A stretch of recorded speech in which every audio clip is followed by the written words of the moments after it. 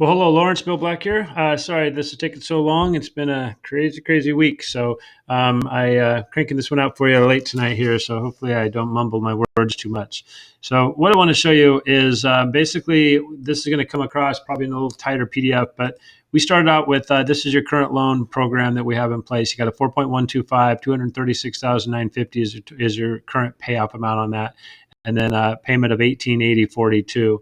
Click on the more information tab. You're going to get the where your current loan is. This is your property taxes. This is your hazard insurance. So that's the 1880.42. So what I'm going to show you today is basically a few different options. So here's a 30-year fixed. Taking a 30-year fixed, refinancing this, and currently that loan amount is, or that's a 3.25 rate. So we take 3.25. We're dropping the payment down to 1029, so not quite $200, about $172 there. So we're going to refinance, take $172 and put it where make go take a nice little dinner once a month. But what we really want to do is how do we strategize that? So looking at the pay down principle, we're going to put $172.27 a month. We're going to keep the same output that you're at. So we're going to keep making sure, we're just going to say, hey, we're going to keep making 1880 and not even really miss a beat. So we're going to take the variable of that, of the payment of the 1708, and we're going to then take 172, we're going to put it toward the principal on that program there. Then the third program over, we're going to say, okay, take that $172.27. We're going to reinvest it, and hopefully we can find somebody maybe give us a 7% return year over year. And then the next option is just a straight 15-year fixed. And we're going to now let's see what that's going to look like here. So the 30-year fixed, we're going to save $172.27 and go. That's your beer money. Or we're going to say, okay, let's take $172.27. We're going to do the principal. We're going to go pay down the principal on this program. We're going to keep the same amount of output. We're going to keep the $172.27. We're going to put it toward the principal of the home, and we're going to have our house paid off in 23 and a half years. So keeping the same output of 1880 and adding these two here. Some of these. So adding these two here and this, the same thing. You stay where you're at, you're going to have 27.42 years before your house is paid off. Just by taking the refi and the savings and putting it back into the home, you're going to have your house paid off in 23 and a half years. So that's saving some money right there. The next option is, what if we was to keep the same output and we're going to take that extra $172 right here and we're going to invest it. Compounding interest, we're going to get a 7% return, hopefully. And what we're looking at there, now we have 20.83 years.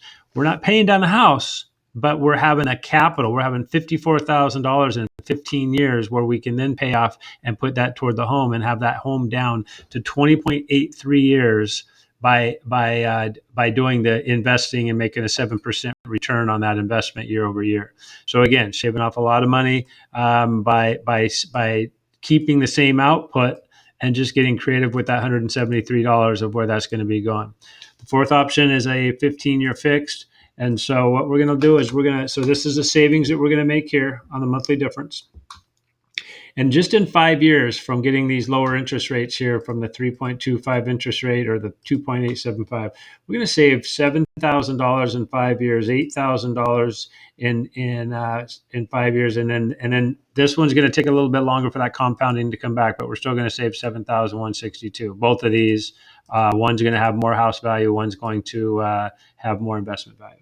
So taking a look here, now here's your 15-year fix. You're saving $14,000 of interest. We're putting in $417 more dollars, but we're making $14,000 on that in that 5 years. The big thing is your net worth here.